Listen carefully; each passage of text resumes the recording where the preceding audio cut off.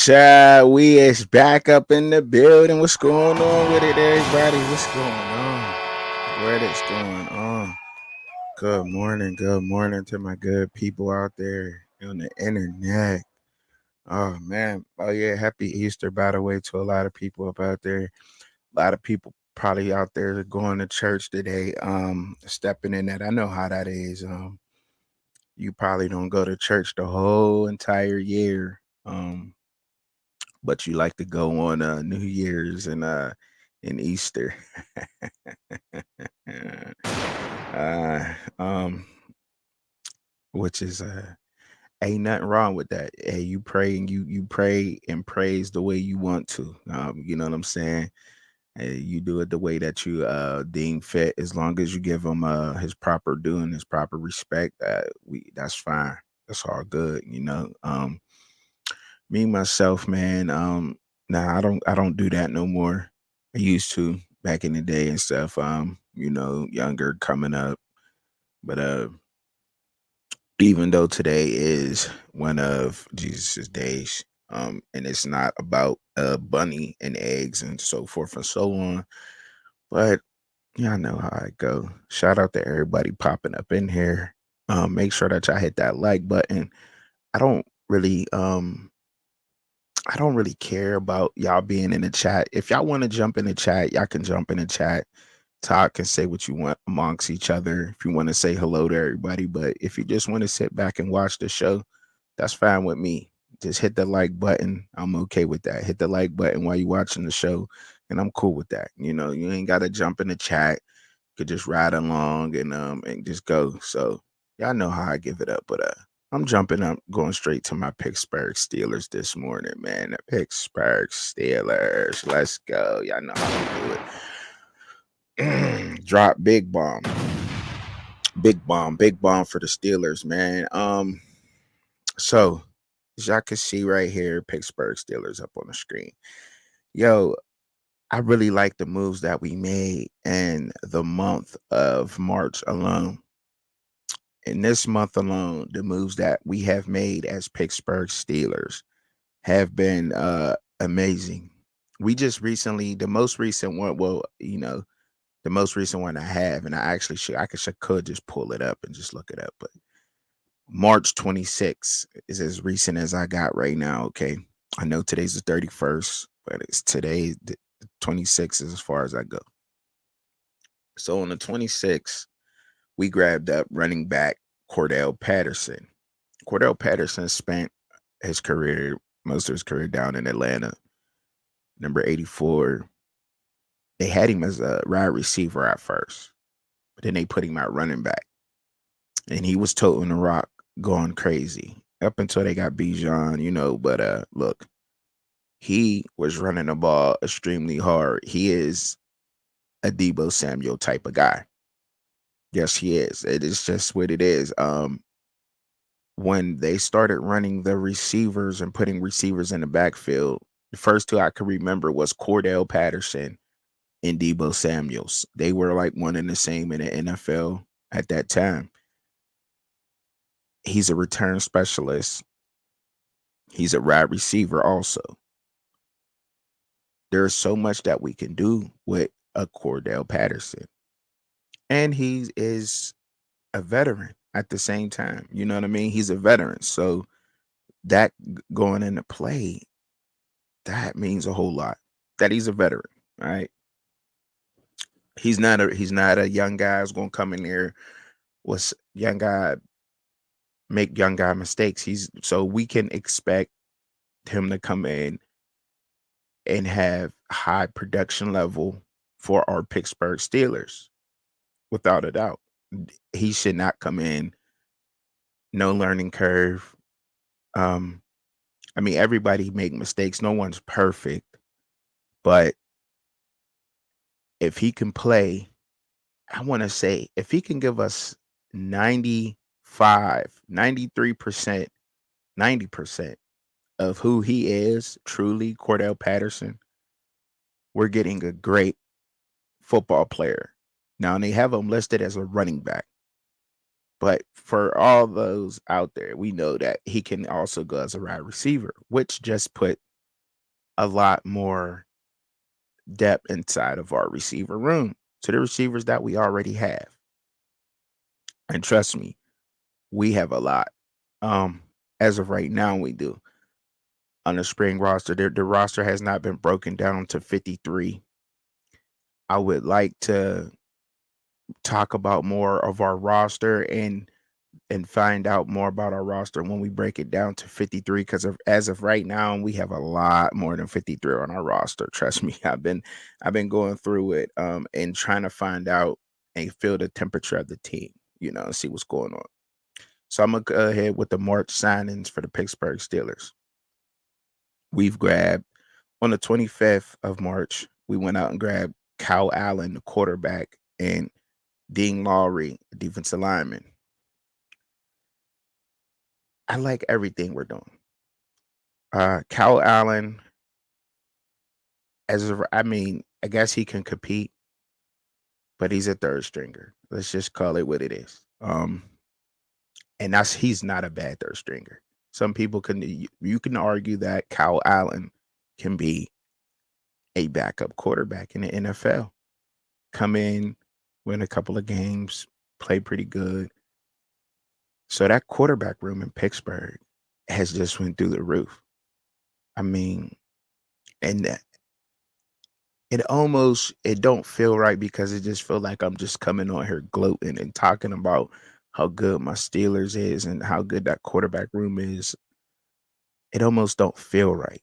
But I think I deserve it as a Steeler fan from what we had to deal with for the past couple of years to gloat about my quarterback room.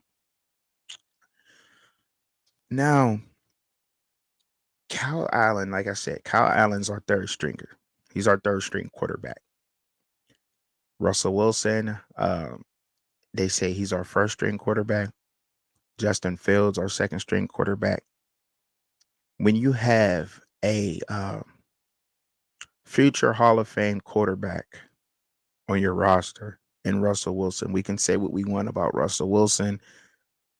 He'll probably do that. If he has a decent year to what he had last year and he keeps that production, he did win Super Bowls and that matters. And he'll probably be in the Hall of Fame someday.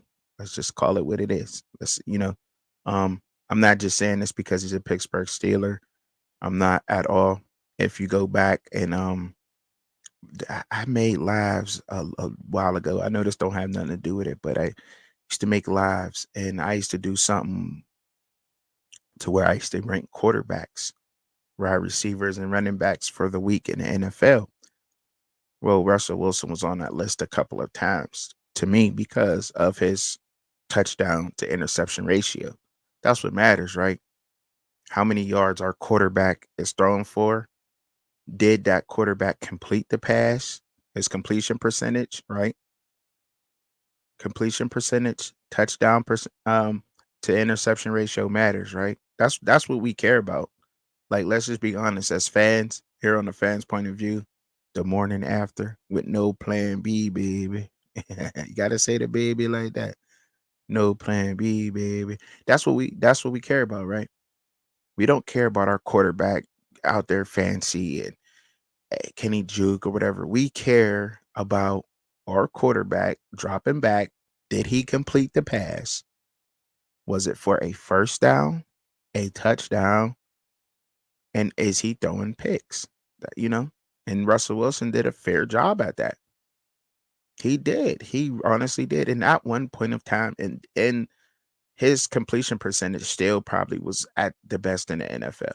Let's just call it what it is. He had one of the best completion percentages in the NFL. And that's because he be on point with his balls. But anyway, pause. Um, well, like I said, Kyle Allen, a third string quarterback, that's gonna be excellent in that room. And you gotta have plays set for both a Russell Wilson and a Justin Fields. Arthur Smith has a system for both of them. I'm pretty sure. There's no way you don't. And if you don't, then you're just behind the ball. You're behind the ball because anything can happen to either one of those guys. And Justin Fields is a way better athlete than Russell Wilson. Not saying that Russell Wilson can't run, but we know that Justin Fields is probably the most athletic quarterback in the NFL. That's why I couldn't wait to get him into Pittsburgh, and that's why I talked about getting Justin Fields so much to Pittsburgh, because our offensive line was eh, decent, good enough to get the job done with the run game, but we still can improve there. But everybody can improve there, and I think that's where we should go in the draft. We have a lot of guys that have no names now. We have, I'm just saying, we got a lot of no name people out there on the offensive line. Um, and that worries me because sometimes, I mean, sometimes guys that don't have names come in and they prove themselves. But I'll talk about that in a minute here. But yeah, when you got a freak athlete like that at quarterback, you got to go for it, right? You got to, and he's going to be dangerous. He's going to be dangerous, and I know that Justin Fields can pass better than what a lot of people give him credit for out there in the NFL and around. I know he can throw the ball a lot better than that. If you watch him at Ohio State, um, we forget that even if, when you're in college, they just like to play the better quarterback. So him and CJ Stroud was both there. CJ Stroud spoke very highly of Justin Fields and the things he learned from Justin Fields with being under him at Ohio State. We forget that he played over CJ Stroud. Even though you could say that you can argue that CJ Stroud was younger, but CJ Stroud came in right after Justin Fields with Ohio State, and he looked like he didn't miss a beat. Why is that? Because Justin Fields taught him a lot. He taught him a lot. He just never had the receivers. But there's like, I will tell this to say this: if Justin Fields' production does not jump up, then we know that he has things to work on in a passing game. But to me, I know for a fact that he's going to go to Pittsburgh. He's going to utilize all of our weapons that we have there, and his production is going to jump way through the roof. And then everybody on like ESPN and all the big name channels, mainstream media, and everybody else, all the other YouTubers and bloggers are going to start talking about how great Justin Fields is, and Justin Fields is going to be this and going to be that, and I just pray that he stays humble because it's gonna come. It's gonna come. Him being a Steeler, him having the name he already has, coming from Ohio State, the way he can play, the weapons he has, his name is about to go through the roof. He's about to be a household name all through America, even overseas. It's about to happen. Um, and so many, and it's just I just hope that he stays. Like I said, I hope he stays humble because the mainstream media is going to jump all over it. It's going to go from, well, Justin Fields had so many problems. He can't throw the ball. He's just athletic. He's just a runner to, oh my gosh, Justin Fields. Da, da, da, da, da, da, da, da. And it's going to act like, Patrick Mahomes didn't exist. You know what I'm saying? Type deal. You know what I'm saying? Like, and I'm going out on a limb saying some of this stuff. It may not happen the exact way that I'm saying it, but I can definitely foresee this thing happening and rolling out in this manner, just like this, because we know how the media is out there. We do. We know exactly how it is. They take something that's so small. He'll probably have a 350-yard passing yard game and, be the what 20 for 25, 25 for 30, something like that. No interceptions. But that's what he does. He does that. You know what I mean? Him and CJ Stroud is the same guy. Like I honestly feel like him and CJ Stroud are like the same person. I really do. I really feel like Justin Fields and CJ Stroud is like the same person. Um, we've even done a comparison on the show before with Caleb Williams. Caleb Williams is gonna have success in Chicago because of the weapons that he got in Chicago. Um, and look, I know I'm supposed to be talking about the Steelers. The Steelers is on the string, but look, that's my favorite NFL team, and I'm talking NFL right now. All right. Um, the Chicago Bears, Caleb Williams being out there is gonna be great. If they grab Caleb, it'll be great for Caleb Williams because the weapons they got. we just talked about Keenan Allen last night. Keenan Allen has always been one of the most clutch receivers in the NFL. Say what you want about that man. Say what you want. Keenan Allen has always shown up every single Sunday, unless he had been injured. But every single Sunday, Keenan Allen has shown up for how many years he's been in the league for a receiver, banged up. His production has, when he didn't seen a lot of people come in and go out. The Sammy Watkins, so many people that was supposed to be so great just did not perform well. And another one, another receiver I must give it up to, who's older, on the older side, but production always stayed pretty consistent, is Amari Cooper with the Browns. I must say, Amari Cooper stays pretty consistent and pretty healthy. Um, he does. But Keenan Allen being in Chicago and the weapons that they already have given Caleb to play is good. Now, the only question though for Bears fans out there that I have is, will does Caleb really want to go to Chicago? Is that going to affect? I mean, because look, we know you can draft whoever you want to draft, but hasn't he already came out and, or was those lies? Was those rumors and lies where he was saying that in some online blogs, some magazines, I've seen Caleb does not really want to go to the Bears. So by the Bears taking him and putting him in that organization cannot be a problem. Cannot be a problem.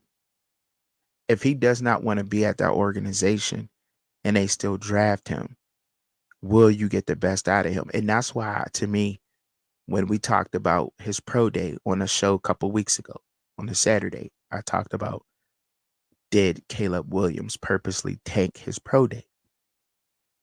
Did he purposely, tank his pro day? Because there's no way Caleb Williams did that. Caleb, when you talk about like production wise about both quarterbacks, Justin Fields and Caleb Williams, we broke that down already on the fans' point of view. They're like the same. They're the same, right? As far as stats go. As far as stats, um, Justin Fields is 6'3", he's taller. Caleb is 6'1". I believe Justin Fields is stronger. He has more NFL experience. And this is why guys were saying, like, just keep Fields built around him. This is why a lot of, fans saying that. But I guess you can reset with a guy like Caleb and it won't be a bad thing. It's gone now. Justin Fields is with Pittsburgh now. You must move on, and rebuild the organization now. It is what it is. So Caleb's there. So we'll talk about, Caleb doing this thing. Caleb he can get some of them things done. But if he does not want to be in Chicago, that's a problem. That is a problem. If he don't want to be there and they still draft him. Now, nobody is letting Caleb go past the top 3. Let's just be honest. Caleb Williams is the best quarterback. Out of, he's the best in the media's eyes. He got us all the hype around everything. Talent wise, evaluation wise, he's there. To me, I don't know really what to really look for in a quarterback. I really don't know what to really look for in a quarterback when you look at that position. I research and I look at what a lot of the experts have to say on that, like the crouching down, how to stand up tall in a pocket, their footwork, their mechanics. I listen to the pros and I research the information that I need to help me with my evaluation, so to speak, or my, coming out here and giving you guys the information about the whole thing. That's what I do. Okay. And what I have learned is that it's a very hard position to know if somebody is going to be well, because they have to continue to work. Everybody has continue to work.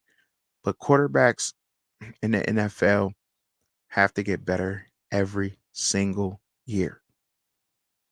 Because there's going to be people that's going to say, oh, CJ Stroud may not do the best he can in his second year in the NFL because they have film on him. Well, teams had film on CJ Stroud week 11 and week 12 in the NFL, and he still was putting up numbers in those weeks. He's working week in and week out. Every week he's working. Every week. Now, I don't know if Amber Rose is going to have him a little bit of distraction because, Wiz Khalifa gave her a baby, and some other people gave her babies. She done been around once or twice. She know what she doing. He done got some of that Amber Rose, so I don't know how CJ Stroud gonna act now, but I hope he remain focused.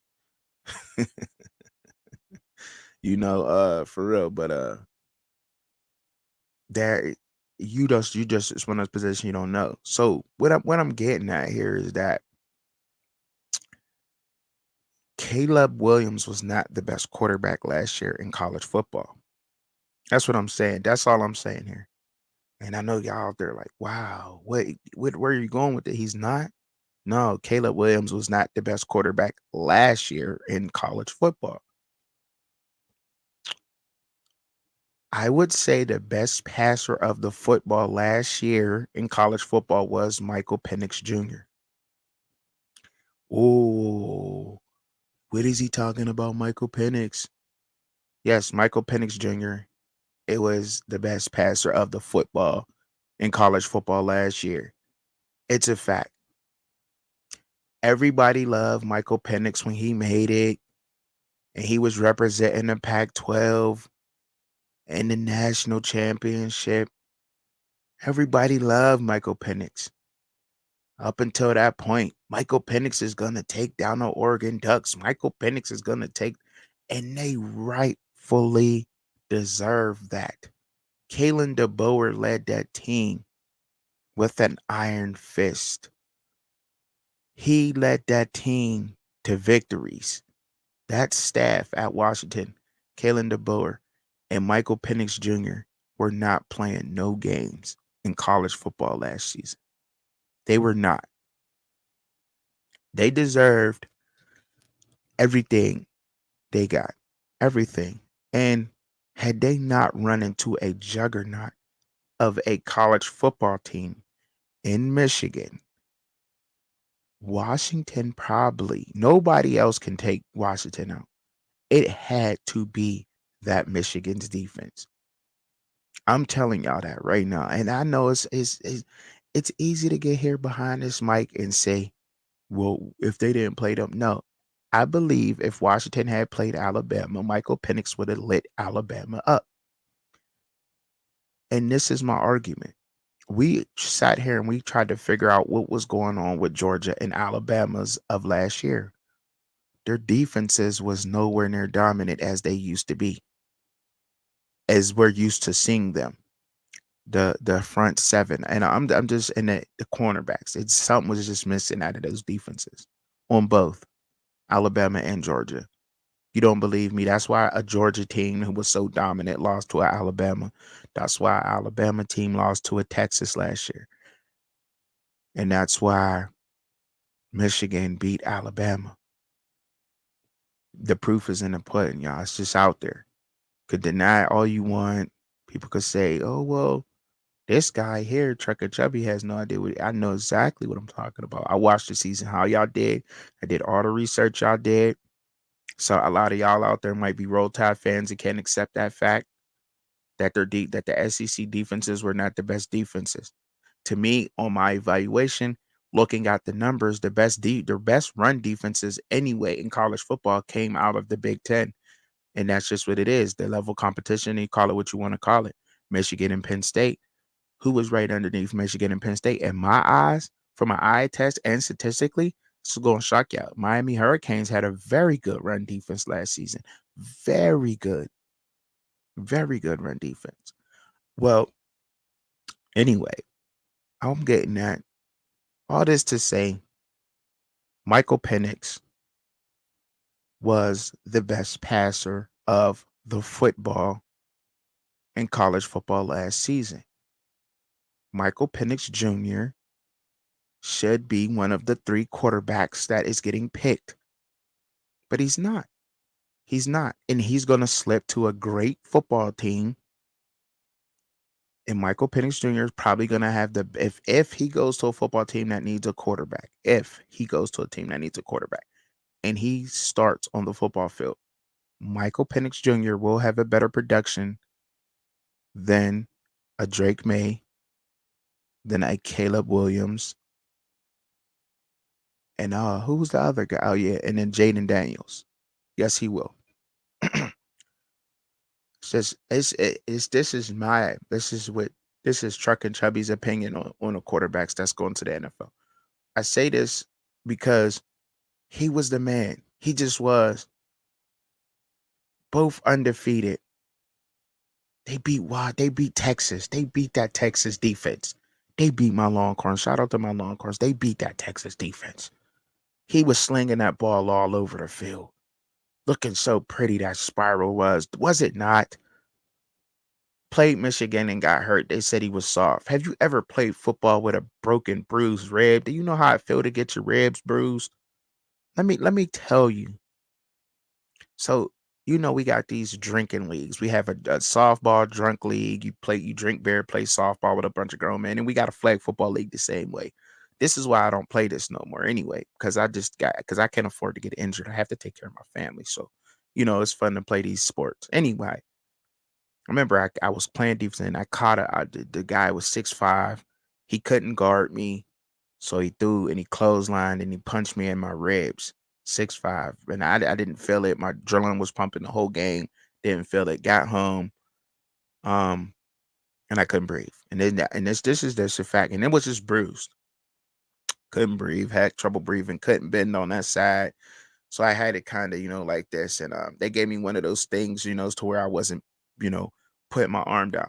It hurts like hell. All I'm saying is it hurts like hell. Until you, until you actually get ribs bruised, hit up in there, you don't know how that feel. That's a pain that you cannot play with. You cannot move. You can't move like this. You can't turn. You can't put your arm down. It hurts like no other. I'm telling you, the pain is excruciating. It limits your mobility, and he did all he can do against a very, very tough Michigan defense, an unstoppable Michigan defense. You can argue with me and say that Michigan, they should have lost to Alabama, but they didn't. They didn't. They had a different fight in them that nobody else in college football had. Now that you can agree with. They had a different fight in them. Not only were they extra good, but they just had this attitude where they were not going to be stopped by nobody. Don't care who you put in front of them. But anyhow, um, yeah, man, he just and that was it. After that, he's soft. Oh, we're questioning soft. He got bruised up, blah, blah, blah. Whatever. Okay. Some people forget about Jordan Travis.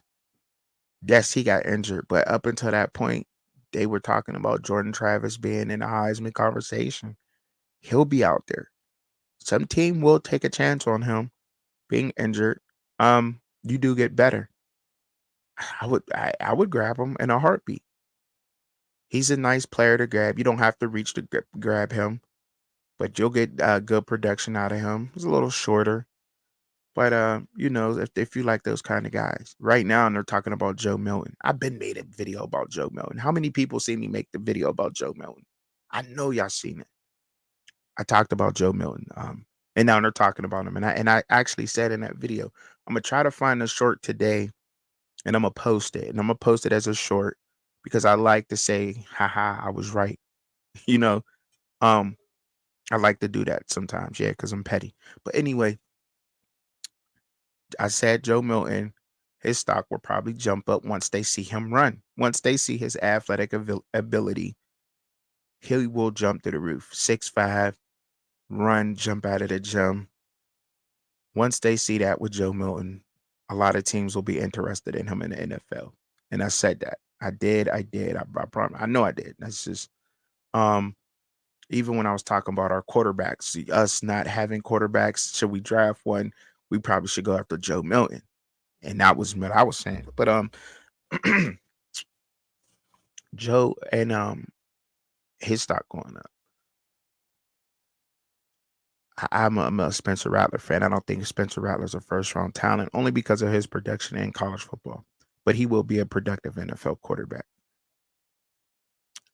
All this to say that what we think is the top three quarterbacks coming out of college football this year may not be it.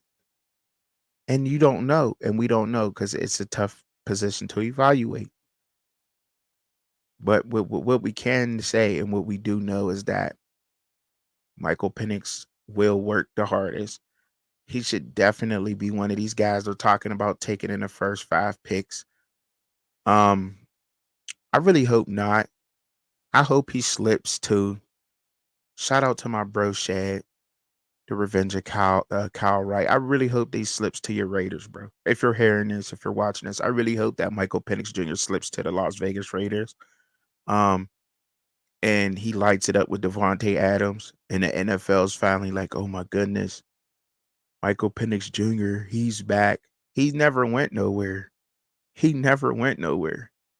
Y'all, everybody loved him up until he lost to Michigan. That's the team that he lost to is the national champions with that dominant defense. The only team. But we're talking about a Caleb Williams and we're talking about all these quarterbacks who didn't win nothing. I'm just saying, like, I mean, ain't that what we are in? Win-driven business. Ain't that what football is? Wins. What can you do for me lately? We are actually talking about drafting. Caleb Williams won. Yes, he did win the Heisman Trophy in college football. We know Caleb Williams is a good quarterback. I'm not saying that Caleb Williams is not the best talent. But last year in college football, who was the best quarterback in college football last season? Yes, Michael Penix Jr. was it. He was. Let's just call it what he was.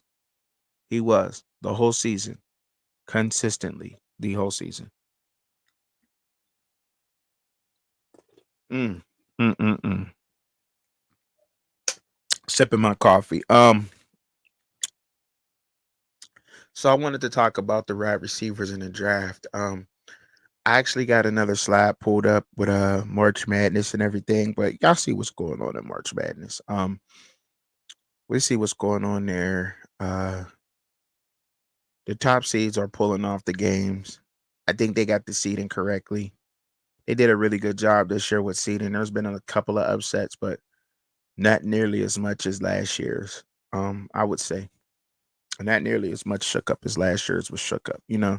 A Connecticut team winning the whole thing, ranked at like a number 4. They got the seeding right this year, I think so. They did a better job at it. So I want to go ahead and pull up the PFF. Now it's funny that PFF because when I first heard PFF, like I'm from the old school, we used to the boys we do nasty stuff like we play fart touch. You fart and you tag somebody and say you got the fart touch. But so when you said PFF, that means you can't touch me because I'm protected from farts. Protected from farts. So we say PFF. So but I'm anyway. I know that's corny, but whatever. But PFF is Pro Football Focus. That's what that stands for. So, but when I first heard it, I'm like, oh, what? They got a website for that now? That's crazy. Anyway, so we gonna jump. I'm gonna jump on here and I'm gonna share the screen with you guys. See if you can see that screen there. This is. I'm gonna make it bigger too, so y'all can see it. I'll make myself smaller. Y'all can see the first name above my head, which is like Marvin Harrison Jr. is what they got on the big board for him first at receiver. This is the receivers that I have pulled up. Now, receivers are thick. There's so many receivers in this draft. So many. So many receivers, man. It's just ridiculous. Marvin Harrison, they got him ranked as the number one receiver. I think that they got this right. I think PFF got this right when it comes to him. But look, no, I would say this: he's the one of the best all round wide receivers. But there's a lot of all round. No, there's a lot of all round. Is he your cup of tea or not? Is he your cup of tea or not? That's all I have to say. Does he fit your scheme? When you're going in this year's draft and you're getting a receiver for your football team, you want to get a receiver who is fitting the scheme of your offense. And like I said last night, route running matters the most to me. I want a receiver who can run routes. Can this receiver run routes? He's a great route runner. Yes, he is. His father was one of the best. I believe he is. He's 6'4", got the height, 205, can run, route running. That's why he's the number one on the draft. Yeah. That's why, really. That's why he's the best receiver in the draft right now. Malik Neighbors coming out of LSU. As y'all can see, 6 foot, 200 pounds. Yeah. To me, him and Roma Duze is not far off. Not far off. Like I said, but Malik could fly. He could fly. Okay. On the game speed, on as far as the game was in the game, he was really good. Let's just call it what it is. Jaden Daniels, one of Jaden Daniels' main targets. And does he fit your team scheme? Does he fit a team scheme? I don't know where these guys are gonna go. Just wanted to pull up some of these guys. Jaden Daniels had two of the top receivers in college football. And Roma Dunze played for Washington. That was Michael Penix's one of Michael Penix's guys, 6'3", 215. Great 50-50 ball guy here. A lot of these the guys are good, decent route runners. Yeah,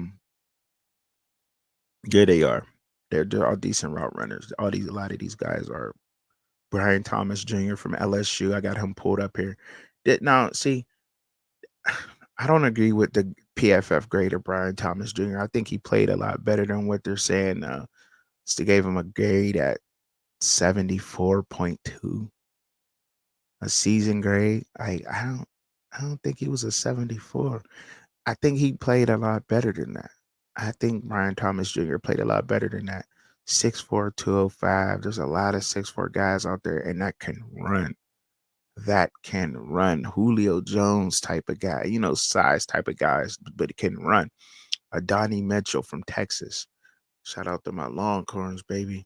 6'4", 196, can fly. Look, there's a lot of receivers in that. A lot. Ladd McConkey from Georgia. God, good. This guy's good, man. He's gotten better every season. The guy's good. 6 foot, 185. Troy Franklin from Oregon, 6'3", 187. You don't have to reach for none of these guys. Roman Wilson from Michigan. They got him ranked above Ricky Parcell. Look, I'm not gonna lie here. I don't agree with this, but look, they get paid to do this. So and to evaluate this for professional football teams. Me personally, in my opinion, this is just my opinion. I like Ricky Parcell better. I like to see like what I seen from Ricky Parcell on the field rather than Roman Wilson. I think that they could have played a lot better for JJ McCarthy, and that's why JJ McCarthy was underrated a lot because of the production from his receivers. So they had to put the national championship winners receiver core up there in some place. They had to throw him in there because Michigan's receivers should not be that high up. I don't know if y'all agree with that or not. Right behind Troy Franklin from Oregon, would you put one of the Michigan receivers right behind Troy Franklin from Auburn, from Oregon? I'm sorry, not from Auburn, but from Oregon. No, you wouldn't. No. Ricky Parcell from Florida State, from Florida, the Gators, was better. to me. Um, it may be a couple others. I'm just saying. Um, Jermaine Burton from Alabama could argue and say that he probably could have been up there too. But for sure, Keon Coleman should definitely been up there, way above that. 6'4", 215. Keon Coleman, do they got his height right? Is he really 6'4"? Or is he like 6'6", 6'7"? Keon Coleman, like, nah, for real. Like, I don't, let me, I gotta Google this real quick. And while we're talking about it, because because he played like he was just way bigger than everybody. Like, let's be honest. Like, he did. Keon Coleman played bigger than everybody on the football field. He played like he was a giant out there. It was just like, wow, like why is he just snatching a ball over everybody's head like that? Like, why is he doing that? How is he catching it? He played outstanding to me. And I think maybe his draft stock may have dropped because he's probably not as fast as everybody, but I still think that he's one of these big receivers that knows how to use his size. Maybe the it's hard to argue that, it is. It's because you can make an argument and say there's other guys that's better. I think he was one of the guys on a better half who and he's only 20. And he's only 20. He has that over everybody else. A lot of these guys is 22, 23. Keon Coleman's 20 years old. So I think, yeah, so you get him for more years. Jalen Polk from Washington, another one of Michael Penix's guys. I really like what they did. They should have been a little bit ranked a little bit higher. I'm not gonna argue with PFF on there, but they just got a list that I'm going through right now. I like what Jalen Pope did during the season. 6'2", 204, decent speed. Now this guy that's next, Xavier Leggett, 6'3", 227. Um, he's more valuable than a lot. He is. He's one of these Debo Samuel type of guys. 6'3", 227. That's running back built, first of all. He's built like a running back and can catch like a wide receiver and can run very well with the ball. His vision in space is running back like. His route running is good. Um, I think he's slept on. To me, he's more valuable than a lot of these guys because where you can use him at, the way in such you can use Xavier Leggett. You can use him in a multitude of different ways on the football field, right?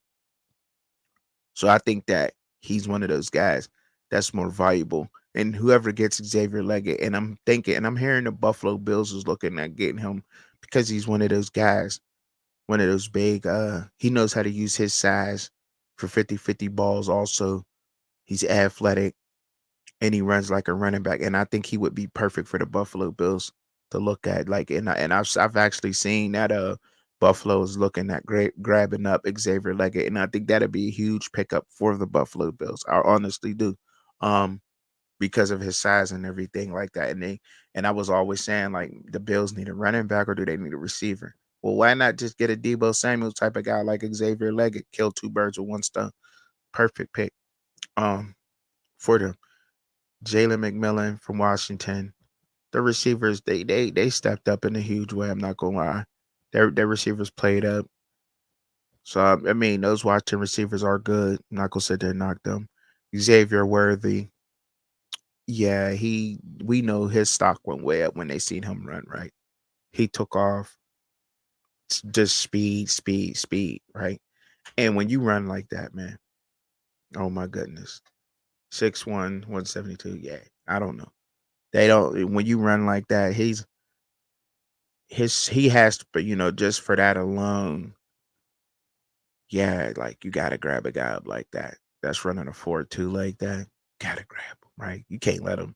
You cannot not let grab him. If you have the chance, Do you really go and that might be a tough question. Do you grab Xavier Worthy over Xavier Leggett if you have the chance to draft one of those two receivers?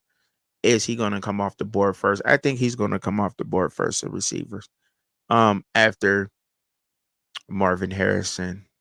I think he may even come up before to be honest, y'all, just because of that 40 he ran that 4.2 speed. Like, but we know he's definitely gonna get drafted without a doubt. He's definitely gonna coming off the board. But before Malik Neighbors, some people might be like, "You smoking?" But look, the NFL we seen crazier things happen. We've seen crazier things happen in a draft. And running a 4.2, when you can get a guy who run a 4.2, that's rare. That's rare. Let's just call it what it is. But a lot of fast guys, a lot of them speedy guys like that don't pan out. Devontae Walker from UNC, he out there 6'2", 200. I want to look at these grades because these a lot of guys are built different. Javon Baker, I really like this guy from UCF. I think he is another one of them all around type of guys. I don't want to compare him to that. That's who I was thinking of anyway. 6'1", 208 from UCF. Now this is who I was thinking of. I don't know why I was thinking Keon Coleman was Johnny Wilson. I do not. Johnny Wilson, 6'7", 237. Remember, I was like 80, like 6'7". Let me look it up.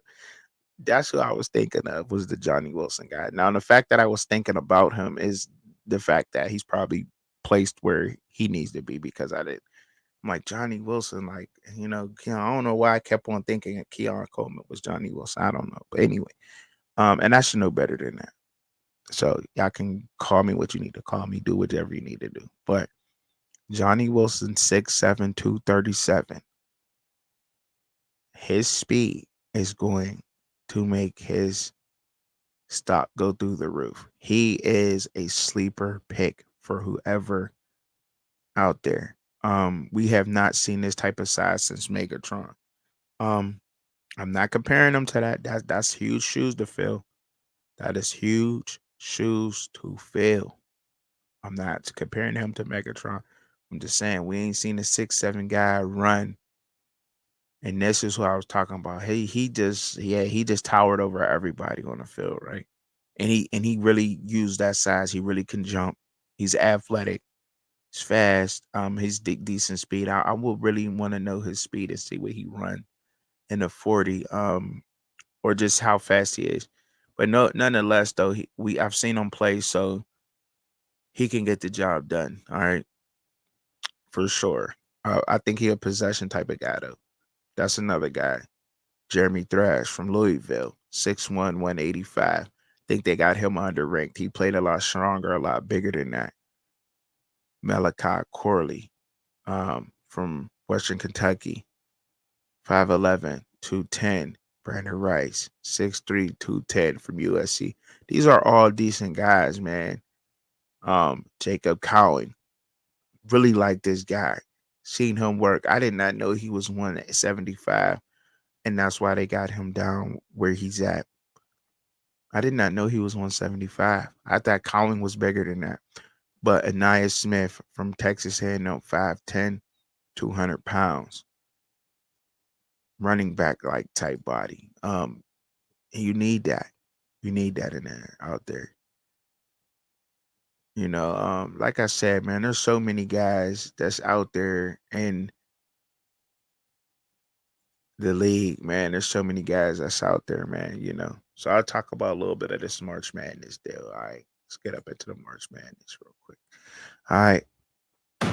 Now, everybody that's out there, we gonna pause a little bit, drink some coffee. Mm-hmm. And we gonna jump into it with the March Madness. So thank y'all for rocking with me early in the morning. But as we seen though, like that list goes on and on and on and on and on of receivers in college football. And there's plenty more names that we haven't named that is draft eligible. I'm getting a little, hold on, let me go back. Before I get into talking about March Madness, I'm a little concerned about what's going on with Zay, like Xavier Weaver. That was with Colorado.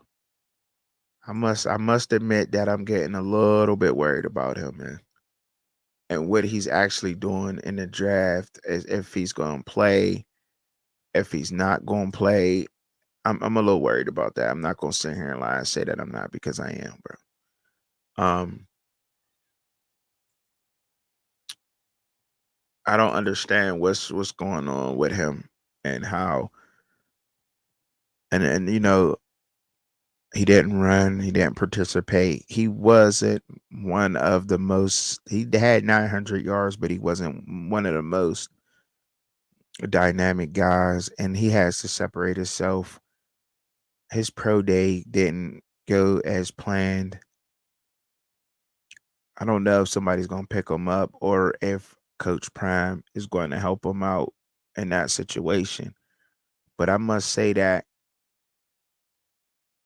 as much as we love the man, as much everybody out there love Coach Prime and everything, I would say that Aubrey Miller Jr., that played for him at Jackson State, was one of his linebackers, should have a job right now. He should definitely be using his leverage, or his NFL connections to help out with to help Aubrey Miller Jr. in some kind of way, shape, form, or fashion. There's no way Aubrey Miller Jr. should not be on somebody's roster starting right now in the NFL, or even on someone's NFL roster as of right now.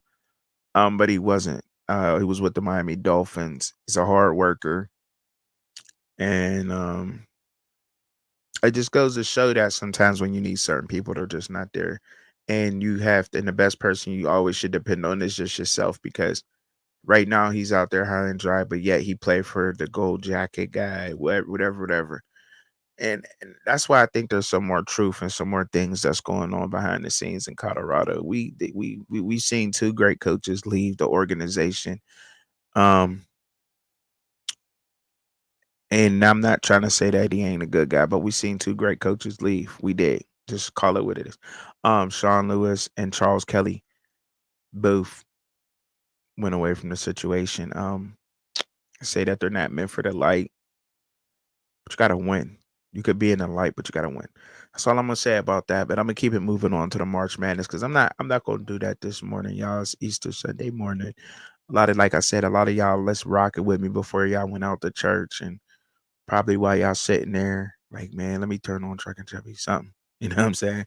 So I'm gonna keep it, you know what I mean, keep it short and sweet. So we've seen the UConn man advance in the tournament, and we've seen Alabama take care of business with Clemson. Um, I took Clemson over Alabama. I did.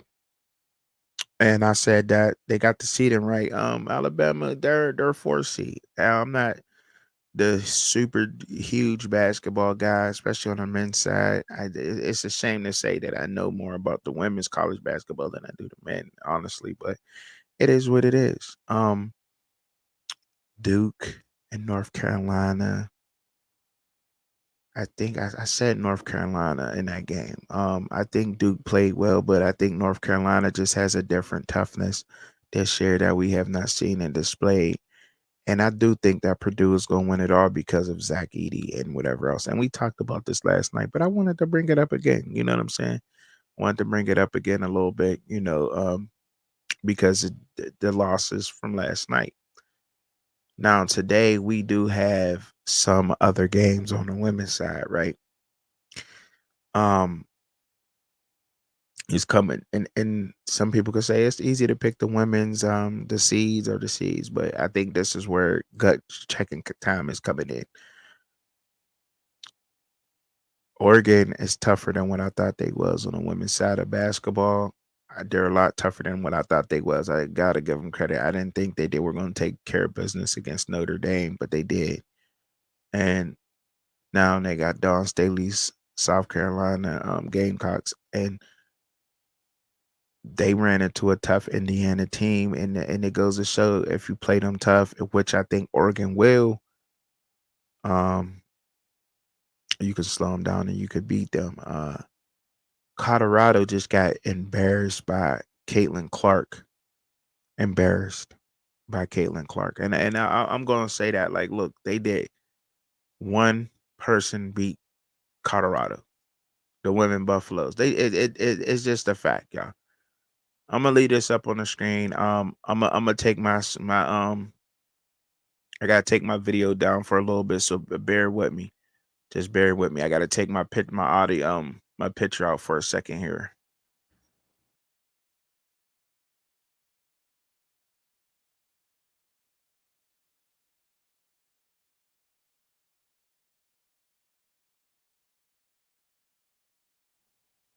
Yeah, I'm back.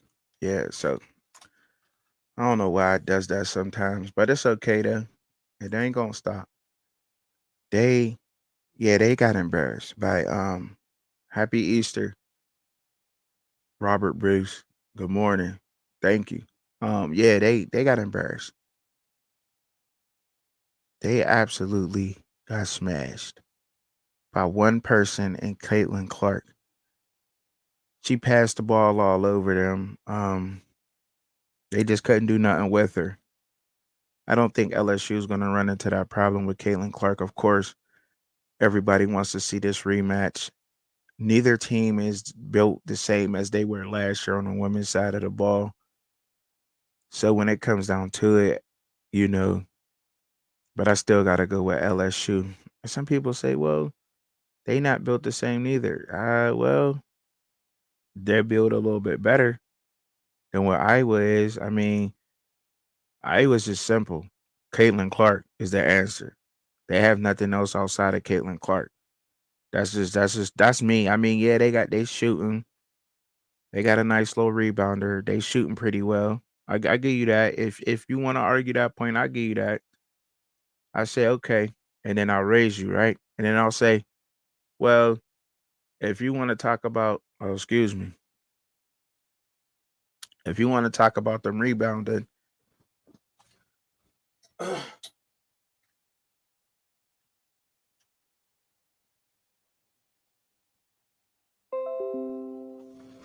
okay, there we go, there we go, there we go. All right. So then, if you want to say about them rebounding and or playing the game, like that's all they have. Angel Reese is a very good rebounder. Anisha Morrow is a problem on her own. I talked about her last night. Um, she can guard Angel. She can guard her. Anisha Morrow can guard Caitlin Clark. We have not seen her last year. She is one of these. She's a person who we have not seen play last year. The reason why we didn't see her play last year is because she was playing for DePaul. Um, and that's no knock on DePaul University. Um, but yeah, they played last year. She played last year for DePaul, and she can guard Caitlin Clark. She averaged 36 points. Her defense is just as good as anybody else's in the league. And now we get to see her against one of the best in Caitlin Clark. Do I think that now, from what basketball people tell me, like there's nothing that you can do on the court when a person is that good, right? Like you can't neutralize a person as you could on a football field and a basketball court, right? In football, you could just, just really just tackle them, slow them down. Basketball, they're going to get off, they're going to get their points, right? They're going to get off, they're going to get their points. So to say Caitlin Clark won't score or won't do what she did, what I will say is she will not do to LSU what she already had done to the Colorado Lady Buffs. That's just not going to happen. That's not going to happen. That's not going to happen. I'm telling you. I mean, look, man, she single-handedly beat the Colorado Buffaloes. Single-handedly did that. I mean, come on. Are we really gonna sit here and act like she did it? Are we really gonna sit here and act like she did not just take care of business by herself against the Colorado Buffalo? She did. She did. Um, and I like the way that the lady Wolfpack is playing. I really like that. I really like the way they playing this year. They tough, but I still gotta go with my Longhorns. I gotta go with my Longhorns. Y'all see it in the background. Y'all see the Texas Longhorn in the background. I ain't playing. Y'all see it. Y'all see it. Steelers and Longhorns. Um, so who I got LSU taking it all. I do. LSU and USC playing for the national title. And LSU gonna beat them. And I think it's gonna be 92-98. That's what I think the final score gonna be in that game. All right. SC probably gonna like these next couple games is really good. So I can't wait to watch them today. I think some coming on today that we're gonna be able to watch and enjoy and everything. And before I get out of here though, I want to go to my Twitter feed. I want to go to my Twitter. Why do I want to go to my Twitter? Because I want to show y'all what be happening to me on Twitter sometimes. It's funny, yo. Like the things that happen to me and the things that people say to me on Twitter is like it's so funny, yo. It's so hilarious, yo. Like it's just so hilarious. Like let me show y'all my feed real quick. All right. So it can did it is it up? Is it up on the screen? There we go. All right. There we go. Let me should I make it bigger? Let me see. Should I make it bigger for y'all? Oh, there we go. All right. There you go. So that's better. All right. Look. Mm-hmm. All right. So they said you make it sound. Hold up. What was we even talking about first? Okay. All right. So yeah, this is all on. This is why I can't get with them Colorado fans, right?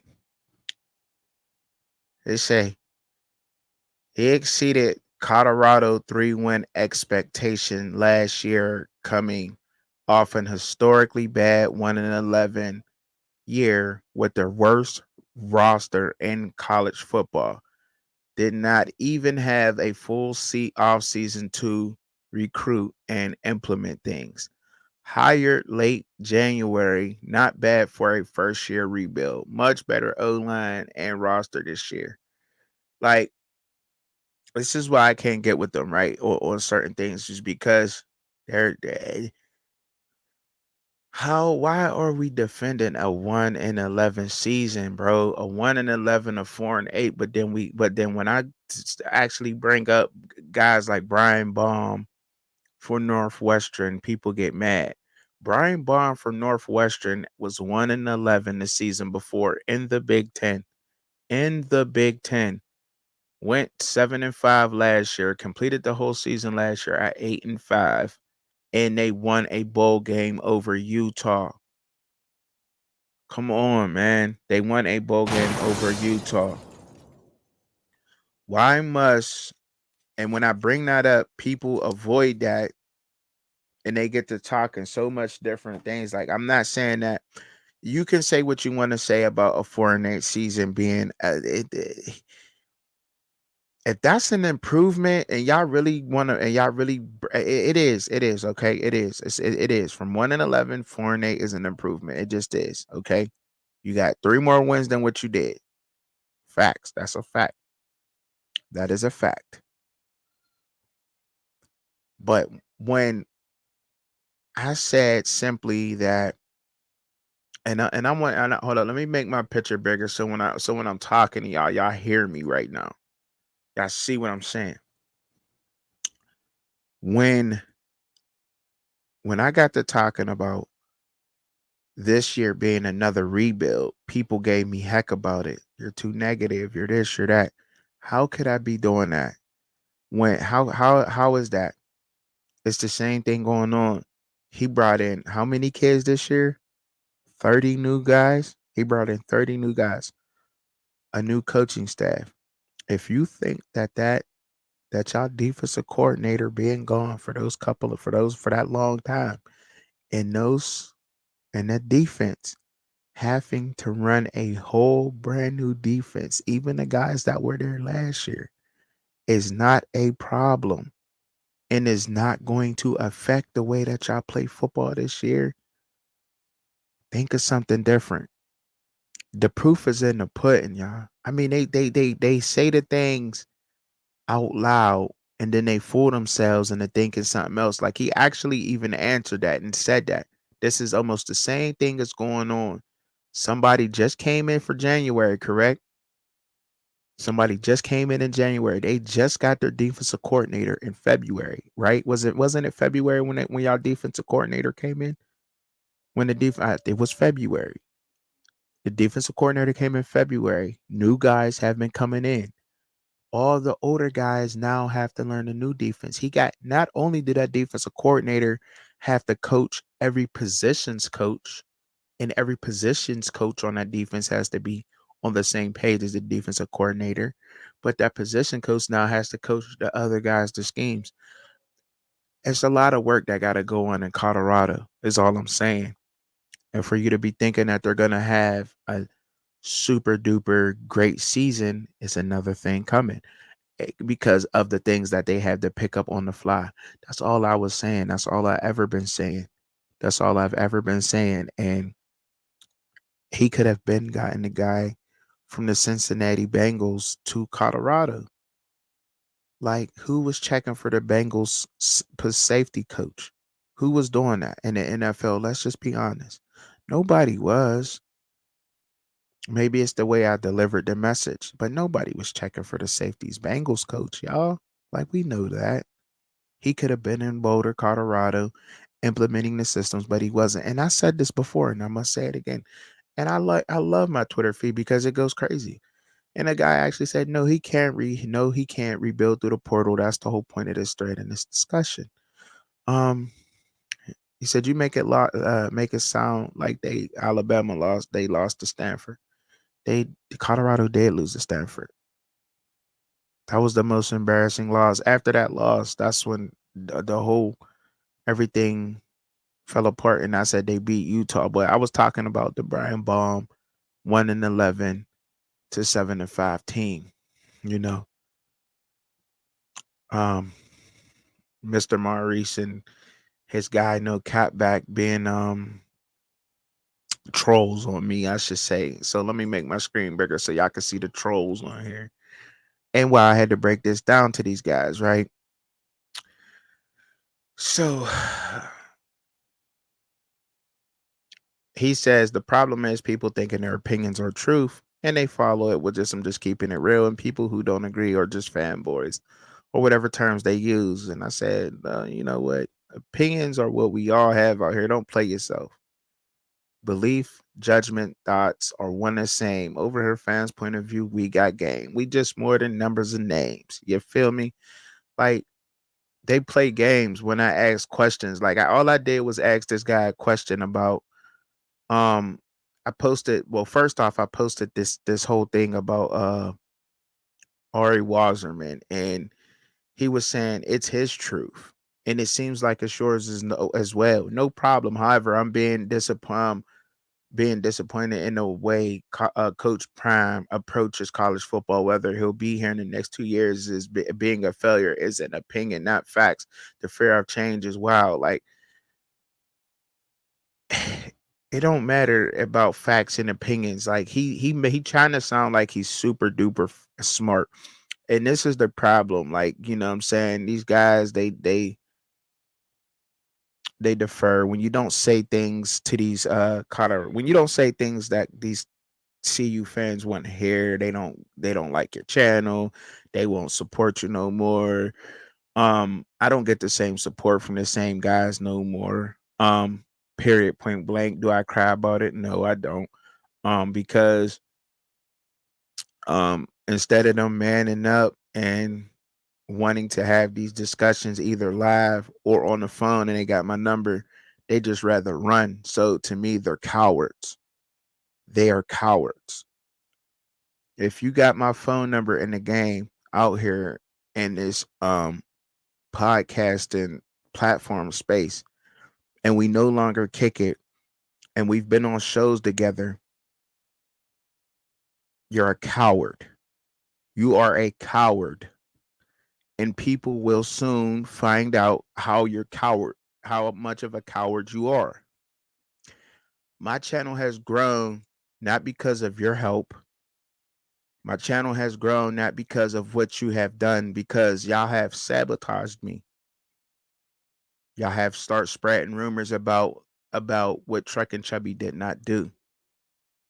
And it's about time that this truth come out. And I'm gonna just be honest about it. And look, and I probably shouldn't be doing this, but I'm gonna say what I need to say right now. I'm gonna take this. Let me take this off of this feed right now. I'm gonna say what I need to say right now, man, because I'm gonna say what I need to say right now before I get on up out of here. And I know this is Easter Sunday, but I want you to see me up front, loud and clear. Just what I just said. If you have my phone number, we have done shows together before. And the things and you have not had a conversation with me, nor you have texted me or called me and said things behind my back. You are a coward. You are the problem, is what going on with this space, with men, period.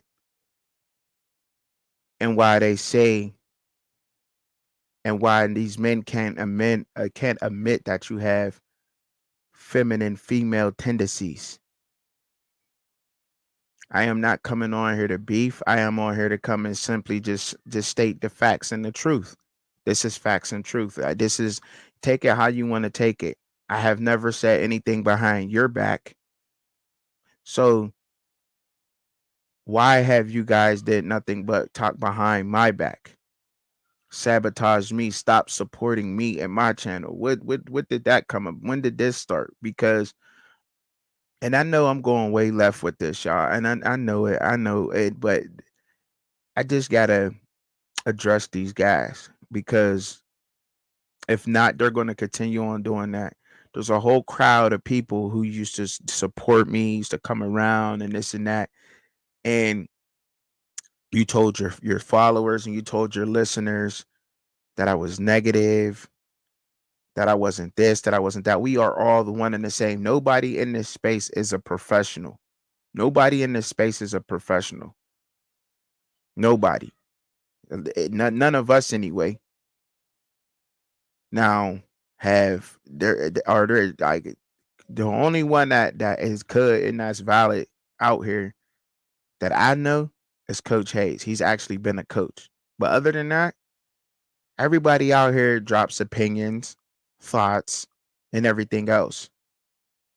But the fact that y'all ganged up on me, and y'all tried to gang up on me, and my channel still grown, and I'm still getting people in my live, and I'm still getting people, and they're still supporting me, goes to show I'm not gonna stop, and I'm gonna still be out here in these streets. But yes, y'all are cowards. Y'all are cowards. It's just not. This is a fact. You could jump on my live at any time. We could have this conversation live. We might as well. I mean, because y'all already done had the conversations behind my back. Y'all already done did that about Chubby and what Chubby do and how Chubby does his thing on YouTube, or what I don't know, and blah blah blah, and whatever else you want to say about me. You know, y'all already had that whole conversation. So guess what? I already got one up on you, because y'all was talking about me behind my back. Now, should I start saying naming names? Should I start naming names? I tell you what, if y'all can't come out and get in the comments and say you apologize, the next time we probably get up on her, maybe I will start naming y'all names. Should I start naming people's names out there in these streets? It's just petty, because it's enough for us all out here. But there's enough for us out here, and there's enough, viewers out here for everybody. Y'all share the same viewers. All of y'all share the same viewers. All of y'all share the same exact viewers. They go from your channel to your channel to your channel to your live to your live to your live. That's what they do. They go to all of y'all lives like a round robin for bars. Like you get a group of people that go to bars and they spend their money at this bar this weekend and they go to that bar on Tuesdays and then on Wednesdays they go to this bar like a pool league or something. That's what everybody does. I'm the only guy that's unique and that has my own. Like I don't see why people are jealous of me or envious of me. I started this on my own. Just the same as everybody else out there. I'm willing to have conversations with anybody else out there. I have never talked about any of y'all behind y'all backs or anything like that. None. I've never done that to any of y'all. I have never said anything to any of y'all like that. But that's why I feel like I got something that's worth holding on to because for some reason these guys feel threatened about me. The best, even the best out here, they feel threatened with me. I don't know why. I don't know why. That's why I feel like we moving on something good. And I just wanted to this and this is also my time to thank that everybody who does support me and watch my channel and watch me too, because in a way, and I pray to stay humble with this because I don't want to get in a place in a space where these people are, they acted like they wanted to help me out and support me. And and in all reality, they were just they were not. They were not real. They weren't supporting me. They were sizing me up, if you will. You know how you know what I mean? You know how you act like you someone's friend and you size them up. You see what they about. You know what I'm saying? I want to jump on and like let's bring them here. Let's do this. They were just sizing me up. That's all that was. It was that's the you know what I'm saying? Seeing what was gonna happen, what could they benefit from me um on the show or not. And since I guess they couldn't benefit off me, I didn't have a right to be the way that I was. Didn't fit in with the cool kids. I wasn't accepted by certain individuals, right? I wasn't accepted by certain individuals out there. So my man David fell back off of me because his boo boo biscuits didn't approve of me.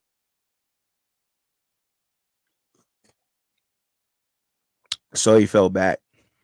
And then that's when my brother Shad came along and picked up me in the show and said, I'm gonna rock with him regardless of who he is and how he rock. Now my brother Shaq could do what he want to do outside of that. Like there ain't no ties to us. He came here out of genuinely for just wanting to rock, and me and him just having a chemistry. Cuban Kane came through because he wanted to, he wanted to be genuine in the industry. Um, South Coast Kane, Katie Allman, Studio, Bird, um, QB. A lot of these guys come and mess with me because they genuinely want to come, you know what I'm saying, see something different, or they just genuinely want to support me, even if it's for 5 minutes. They come through, watch, hit the like button, and they gone. I couldn't get that up out of certain people. Um, Maybe because I was too opinionated for them. I don't know. But how can you be too opinionated in this business? This is what we do. We all have opinions when it's all said and done. Your opinion is a belief or a thought. Let me put this definition up before I get on up out of here, because I don't think that because I heard this a couple of times. He only drops his opinions on what he sounds like and da da da da da and whatever else. Are we crazy out here? Are we stupid? Did we forget that that's what it is? Let me pull that up for y'all real quick. Let me pull that up because I'm gonna pull it up for y'all, and then so because I get so um I don't get so nothing, but look, let me see. Share this tab to StreamYard. Is it why ain't this being shared? I don't know. Okay, there it is. Opinion. There we are. You see it? Opinion.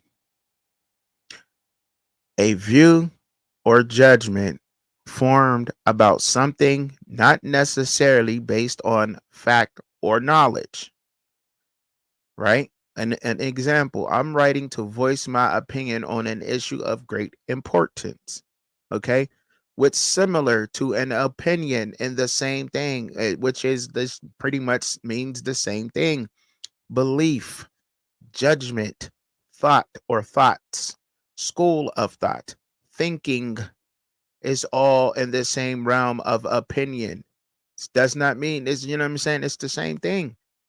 The way of thinking, mind, point of view, viewpoint, outlook, angle, slant, slide, attitude, stance, perspective, position, standpoint, theory, tenet, conclusion, verdict, exclamation, thesis, hypothesis, feeling, sentiment, impression, reflections, idea, notion, assumption, speculation, conception, conviction, contention, persuasion, creed, dogma, as I see it in my view to my mind, from my standpoint, personally, in my estimation, in my judgment, in my book, for my money. If you ask me, it's the same thing as all of the opinion. This is what we all do. People use one of these words to just sound different. This is what we all have out here. We all have that.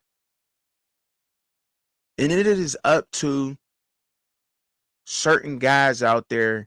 Rawhide. If Rawhide said he came out and he said he liked me, I would have been, you know what I'm saying? I would have been popular. I've been one of the cool guys on a barbershop. But you pick and choose. One of the fake ones out there. Can't rock with you. And I'm calling y'all out. I don't care. And I'm going to do it calmly. Y'all don't have to like me. But y'all see me on the show with him before. Didn't see me since. I don't know what I done to the guy. I didn't do nothing to the guy. I'm willing to have a conversation with the guy. Face to face. We can do this face to face on the internet. Willing to. I'm not trying to hide from nobody.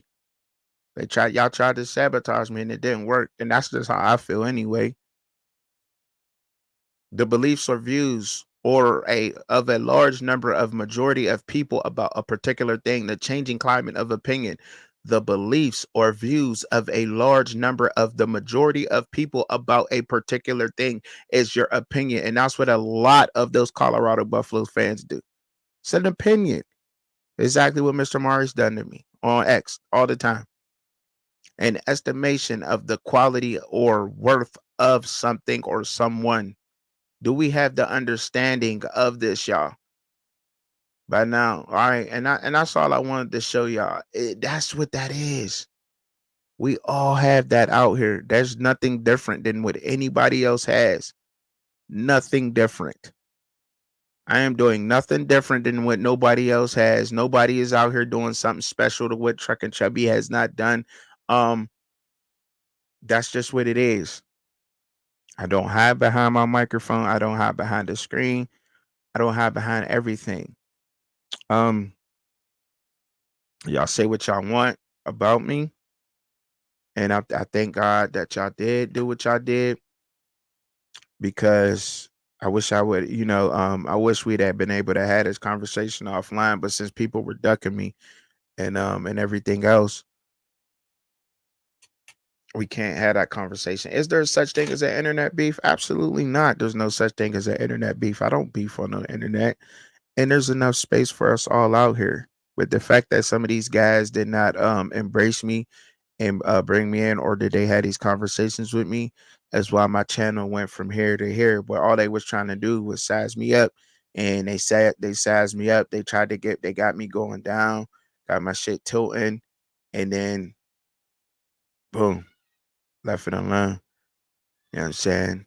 High and dry. When I started making the videos about the whatever it was. But it's just my opinion.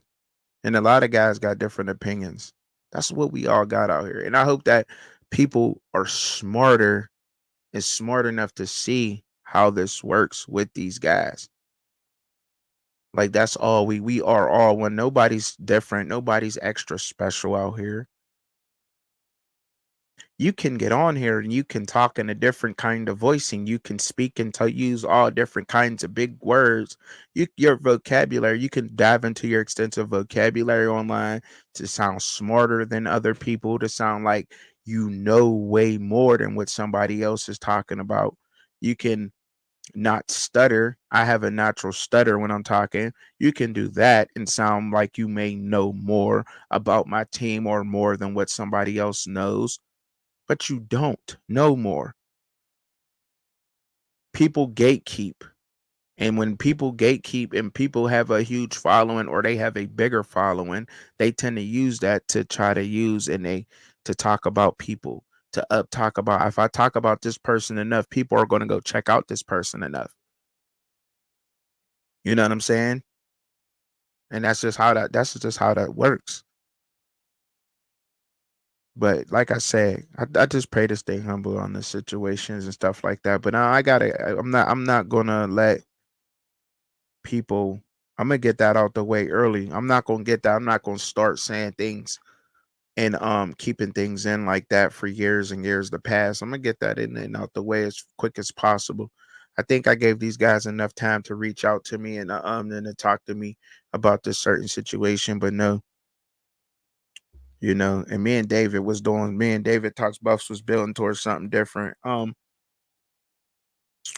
But me and Shay got we was building towards something else. I don't know what happened. It just went away.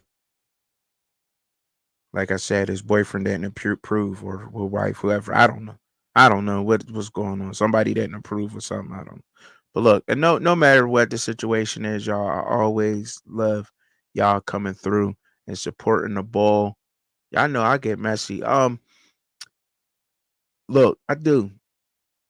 But see, I'm just genuine, yo. I'm just different than what a lot of people out here is. I'm not your average person out here. I'm not. I'm not your average person out here. I'm not gonna come. I'm more than that. I believe that y'all are special to me. Y'all are the people who make me special and make me different.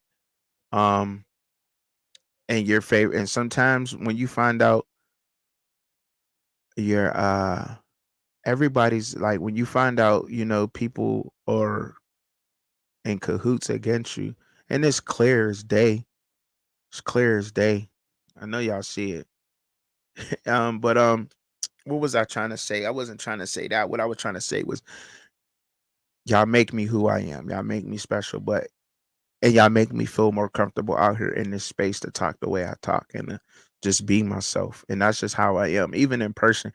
If we was in person, I would actually, you know what I'm saying? I'm the kind of person that's gonna tell you like, bro, your breath stink, bro. Can you want a minute? I'm not gonna let you walk around and go and jump in everybody's face and get breath for stinking.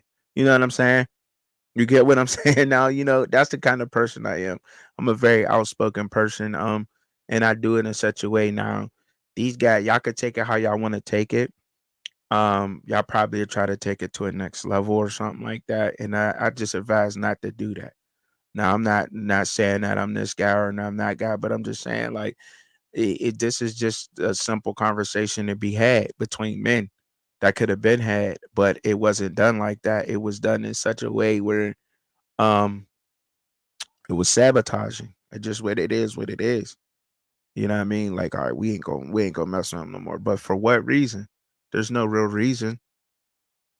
There's no real reason. But I got my own gang now, so we cool, man. I ain't sweating it. But I just had, I just gotta expose the fake people out here. I just gotta expose them because that's part of it. You're either gonna be real or you're not gonna be real. But if you're not gonna be real with me, then don't even come messing with me. You could find another channel to watch and another channel to like because this is something that I do um out of the love. I like doing it and bringing it. I don't do this because this is something that I'm trying to make a living doing. You know what I'm saying?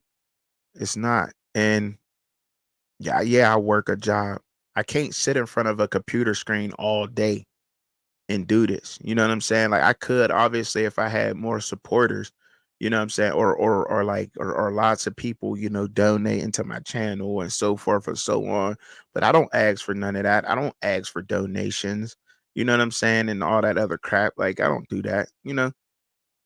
Like, I put videos on the internet, said here if you want to, you know what I'm saying? But I'm not really looking for that. I work to support what I'm saying? I work a real 9 to 5. I really do. Like, I'm really out there driving truck 50, 60 hours a week, still coming in here, dropping a live, and I'm trying to make videos during the week. I'm not sitting on a computer screen all day and all night like some of these guys out here, and just really sitting down and just, that's all they do is just stay on the internet and do nothing else. You know what I'm saying? No, I don't do that. I actually work and support a family the real way. Feel me? I mean, and if I could get on here and do that, then I probably would. But I probably would be outside. I definitely would be outside. I definitely wouldn't be sitting in a house doing a live for hours and hours and hours. I definitely would be outside with mad content. You feel me? Wouldn't be out doing it like this. That's a fact. This Easter Sunday. Um, y'all have a good Easter or whatever. No matter how you give it up and how you praise it. I'm up out of here. Peace out, y'all. Y'all have a good one. Tell the fakes they need to come up in here. The real ones, love y'all. Out of here. Wanna see Truck and Chubby live and co-host Shad? Tune in at Fans Point of View, Saturday, 6:30 p.m. Eastern Standard Time, 3:30 p.m. Pacific Time. But in the meantime, in between time, enjoy the content. Don't forget to hit your notification bell for all updates. Thank you for watching.